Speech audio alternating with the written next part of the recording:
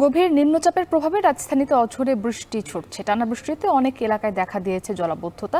সে খোঁজ খবর রাখছেন আমাদের সহকর্মী জাবেদ আব্দুল্লাহ। আমরা যুক্ত হয়েছি তার সাথে। জাবেদ, কোন কোন এলাকায় জলাবদ্ধতার পরিমাণ বেশি সেটি জানাবেন, এবং আজ তো ছুটির দিন, সেদিকে রাস্তায় হয়তো মানুষের উপস্থিতি কম।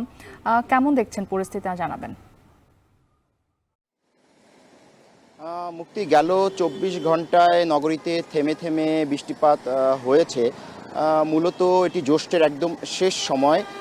আষাঢ় মাস এবং বর্ষাকাল বেশ আসন্ন, এই সময়টাতে বৃষ্টিপাত হয়েই থাকে। আমরা আবহাওয়া অফিসের আবহাওয়াবিদদের সঙ্গে কথা বলার সুযোগ হয়েছিল। তারা জানিয়েছে আমাবস্যা, মৌসুমী বায়ুর পাশাপাশি সাগরে সৃষ্ট হওয়া ঘনীভূত গভীর নিম্নচাপ, এই তিন কারণে মূলত ঢাকাসহ দেশের নানা জেলায় বৃষ্টিপাত এর মধ্যে অব্যাহত রয়েছে। নগরে যেহেতু বৃষ্টিপাত, সেই বৃষ্টিপাতের সঙ্গে ভোগান্তির একটি সম্পর্ক তো থাকেই। এরই মধ্যে রিক্সা এবং সিএনজি ভাড়া দ্বিগুণ হারে বেড়ে গেছে। আমরা পথচারীদের সঙ্গে কথা বলার পরেই এমনটি জানতে পেরেছি। আপনার দ্বিতীয় যে প্রশ্ন, সেটি হলো যে গতকাল রাত থেকেই মূলত বৃষ্টিতে নগরীর প্রধান প্রধান সড়ক তলিয়ে গেছে। এখনও আমরা বিভিন্ন সড়ক প্রদক্ষিণ করে দেখেছি, বেশ কিছু সড়কে পানি জমে আছে।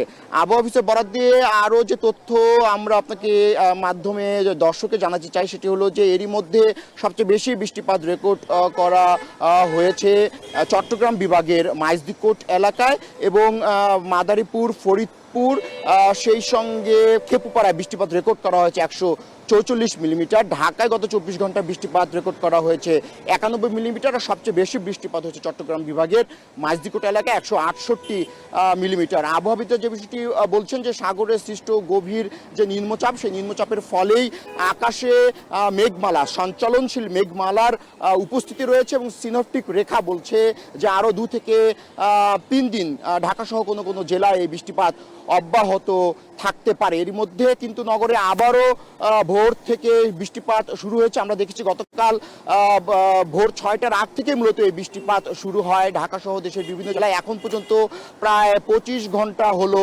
থেমে থেমে কিন্তু নগরীতে বৃষ্টিপাত অব্যাহত আছে। যেহেতু আজ সাপ্তাহিক ছুটির দিন, এই সময়টায় অফিসগামী মানুষের সংখ্যা সড়কে কম, তবে নগরবাসী নিজ নিজ কাজ, নিজ নিজ গন্তব্যে বের হয়েছেন একদম ছাতি মাথায়, জবুথবু অবস্থায়, কাক ভেজা হয়ে কিন্তু নগরবাসী নিজ কার্য সম্পাদন করার জন্য কিন্তু বাসার বাইরে বের হয়েছেন। আমরা দেখেছি যে সকাল থেকেই মানুষ এই বৃষ্টিকে উপেক্ষা করেই, বৃষ্টিকে সঙ্গী করেই কিন্তু নিজ নিজ গন্তব্যে রওনা হচ্ছেন। একটু বলি যে এটা যেহেতু গ্রীষ্মকাল, গ্রীষ্মের এই সময়টায় বৃষ্টিপাত শুরু হয়, সেটি মাত্রা বাড়ে মূলত বর্ষাকালে গিয়ে। বর্ষাকাল বেশ আসন্ন, আগামী 10 থেকে 12 দিন পরই বর্ষাকাল হয়তো চলে আসবে। সেই সময়টায় ধারণা করা হচ্ছে বৃষ্টিপাত আরও বাড়তে পারে। এখন পর্যন্ত কিন্তু আবহাওয়া অফিস থেকে সাগরে 3 নং বিপদ সংকেত দেখিয়ে যেতে বলা হয়েছে। তো মুক্তি, নগর কেন্দ্রিক এই ছিল আমার কাছে তথ্য। পরবর্তী সংবাদ হয়তো আমরা আপনার সঙ্গে আবারও যুক্ত হব। মুক্তি।